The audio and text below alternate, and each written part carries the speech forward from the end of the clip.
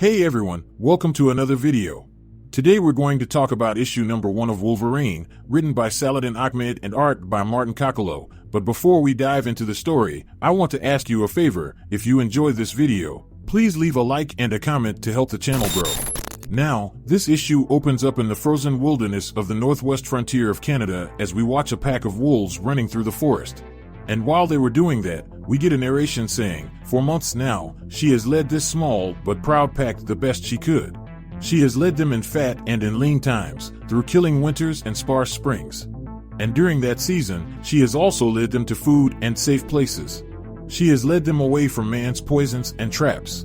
And during her rule, she had watched old wolves die, and new wolves be born. But in these last few months, her pack has been joined by a new member. And this member was the fiercest hunter she's ever met.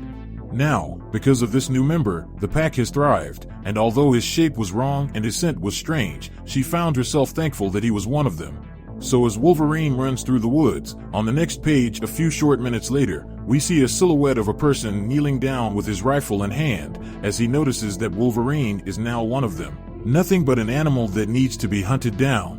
And on the bottom of the page, we see Wolverine's old NCO by the name Cyber. And after we are introduced to him, he went on to say that a century ago, Wolverine was just a little boy, and he was his drill sergeant that was tasked to teach Logan to be a soldier, to be a man. And during his training, this man has seen glimpses of greatness, but he also seen something wild in his blood that refuses discipline. And of course, following that they split up and took on their titles as Wolverine and Cyber, but again and again Wolverine found a way to ruin everything he tried to build, and in one fight Wolverine even went as far as to bite his eye out. And because of that transgression, Cyber owes him a slow and painful death. But the main problem that Cyber keeps running into is that Wolverine's skeleton is made of adamantium just like his own skin, as well as his annoying healing factor, and the friends he surrounds himself with. And because of that last reason particularly was why Cyber stayed away, because he wasn't stupid enough to take on all those heavy hitters alone. But now that Wolverine is out in the wild, Cyber could make him pay. Following Cyber's backstory, he gets some unexpected guests, who believe they were sneaking up on him. But despite Cyber noticing their arrival, he still believed that he should play along just for the time being and lower his rifle. Now he did this not because their weapons could hurt him, he did it because he preferred to kill with his bare hands. Once his weapon was lowered, one of the people surrounding him said they got reports of a naked man running around armed with multiple knives, and because of that, they were going to investigate him. But before they could, Cyber jumped toward the hunter just as the surprised man let out a shot. With that out of the way, we move over to another part of the forest with Kurt navigating poorly through the woods. As he traveled, he was extremely worried about his friends, especially since they had left Krakoa. After they were gone, Wolverine had cut off contact with the rest of the X-Men. Whenever Nightcrawler tried to reach out, Wolverine just ignored him. But despite Wolverine's willingness to be alone, Kurt couldn't just let Logan isolate himself, because his goal was to rescue him from himself. So, with his goals out there, Kurt went on to say that both Wolverine and himself joined the X-Men around the same time. And funny enough, Kurt's whole childhood, people called him a demon, but the day he met Wolverine, Kurt thought he met one in the flesh. And see, it wasn't the claws and the snarling that prompted him to believe that, but rather that he saw inside Logan's very soul, and he saw anger, ruthlessness, and easy violence. But over the years, Kurt had learned that those things are only a part of what makes Logan who he is. But despite knowing that, Kurt also fears that this part may be something Logan could never escape. And just as he turned the corner, Kurt stumbled upon the remains of the hunters that Cyber took out. So, as the bodies lay everywhere, on the next page, we see Wolverine jumping out of the woods and was inches away from taking out Kurt. And if it wasn't for Kurt's ability to bamf, Wolverine may have finished him off. Now that Kurt's identity was known, Nightcrawler went in for a hug from his old friend, and during their embrace, Logan stated that he didn't recognize him because his head was a little messed up. So with the introductions out of the way, Kurt had to address the elephant in the room and ask what happened to the people all over the ground, to which Logan responded by saying the same thing that happened to his pack. And after seeing the proof, Kurt couldn't help but feel sorry for his old friend. Following that sad moment, Wolverine opened up and stated that he hadn't been in the best place mentally in the last few months because of the battle against Orcus, everyone leaving Krakoa, and Charles doing what he did, all really took a toll on him. Because of that, Wolverine believes that he isn't much use to the X-Men as it stands right now. And if truth be told, as of right now, Wolverine doesn't have much use for them as well. But in his new family, the Pack, he was needed, and because of that, as a byproduct, Wolverine also got what he needed too: space, quiet, survival without schemes, and bonds without laws. But with the current events playing out as they did, Logan was forced to believe that he was too stupid because all of his peace was on borrowed time because everyone who he cared for was killed. So with sorrow in the air, Kurt told his friend that the Pack sounded like worthy friends and family, but Logan still had another family that needed him. And to remind him of his old family, Kurt took out a package and handed it to Wolverine. Now, at first, Wolverine said that Kurt's package belonged in the past.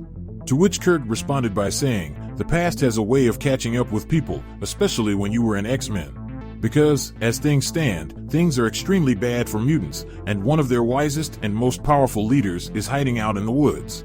So, just as Wolverine started to downplay Kurt's statement, the sound of a person crying for help caught his attention. With no time to waste, Wolverine took the package and once again donned his X-Men uniform, rushing towards danger with Kurt at his side. But once they arrived, they were too late, for one of the hunters was already dead. So, with Wolverine and Nightcrawler arriving too late, the men asked if they were superheroes or something, and if they were, could they help them? And to that statement, Kurt went on to ask what happened. And according to one of the hunters, a strange man walked right up to their camp, but before he could process what was going on, the stranger went on to beat the victim to death. And just as fast as he showed up, the strange man retreated back to the woods and stated that this may be enough to draw a certain person out of hiding. So with that news drop, one of the hunters exited the crowd and asked which one of them was the one the stranger was referring to. With that question in the air, one of the men noticed Wolverine's costume and realized that they were mutants. And because of that, he instantly assumed that the psycho who did all of this must have been their friend. But regardless of their hatred towards them, Kurt begged for them to leave the woods because it wasn't safe. But with everything turning up dry, Wolverine caught the killer's scent and told Kurt to forget about them for Cyber was on his way back. Now this right here went right over Kurt because he told Wolverine that he is not helping the situation because currently the X-Man is trying to restore trust in the humans. But before he could finish his statement, a bullet grazed Kurt's face just as it flew past. So with Kurt hurt on the floor, and in Wolverine fashion, he got his teammate to a safe place. And as he ran, we got a narration of him saying he has spent a lot of his life being studied. More times than he can count, for he lay there strapped to some machine, listening to people who think they know him. So Wolverine just listened to them say, he can't be hurt. He heard over and over again that he can't age. Now all of this is a load of crap because Logan feels every bullet, every knife, every punch. And every time someone else gets hurt because of him, it ages him. After Logan staunched Kurt's bleeding, he returned to the battlefield ready to do his worst. While running, he told himself that he'd be fine because he needed to believe that in order to focus. As Wolverine rushed back to the camper, he berated himself for not picking up Cyber's scent earlier. As stated earlier, Cyber was his commanding officer and would kill people just to motivate him, and because of that their relationship hasn't improved since.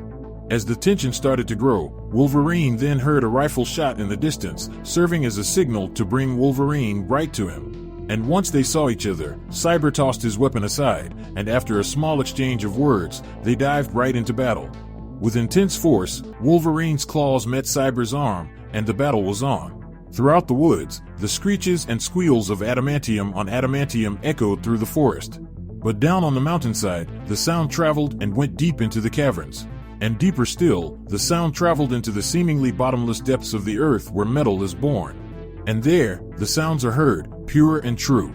And once it was wielded by the worthy, and through its name, it rang out in the hands of heroes. And in the many centuries since that age, it has slumbered. But the dim, distant echoes of man's false metal have grown louder with every day of this unworthy age. And on this night, as that screaming screech grew loud enough to pierce the very earth above it, and in the end, it woke up. So as Cyber fell onto the floor, Wolverine stood over him and started to beat the crap out of Cyber. So in a fit of savagery, Wolverine started to lay down blow upon blow on the defeated Cyber, for his opponent's skin was made of adamantium but his inside was still flesh. So Wolverine's goal was to turn his insides into jelly. Following Wolverine's victory, Logan looked down on the defeated Cyber and told him that he still had his pack to avenge, and in a brutal motion, Wolverine drove his claws into Cyber's eyeball to take the only one he had left. So as Cyber cried out in pain, Wolverine let him return to his feet and slowly stalked him as he attempted to get away. So as Cyber tried to flee, he ended up telling Logan that he was a real animal because he abandoned his friend after he got shot. And because of that, his friend, Kurt, is probably bleeding out right now. So, with that realization setting in, Wolverine turned and rushed back toward the location where he left Kurt. And when he got there, to his surprise, a doctor was next to him rendering aid. Following that, Wolverine and Kurt regrouped. A few miles away, we see Cyber walking through the woods and entering a cave to recover. And with that out there, the creature in the shadows senses the foul, false metal approaching the caverns. This is one of those who woke it. It is weak from its long slumber, so it must build its strength. It will start with this one, and out of the shadows, Cyber was ambushed. It purified him of his weak will and made him worthy of wielding. But its works have only begun, because more of this false metal, adamantium, remains. And it will not rest again until all of it has been purged from this earth. And this comic comes to an end with Cyber under the control of a mysterious new element. Now down in the comment section below, let me know your thoughts about this issue and what predictions you could have moving forward. So with that established, I hope you enjoyed this video, and please don't forget to leave a like and a comment if you want to see more videos like this. Thank you for watching, and I'll see you in the next video.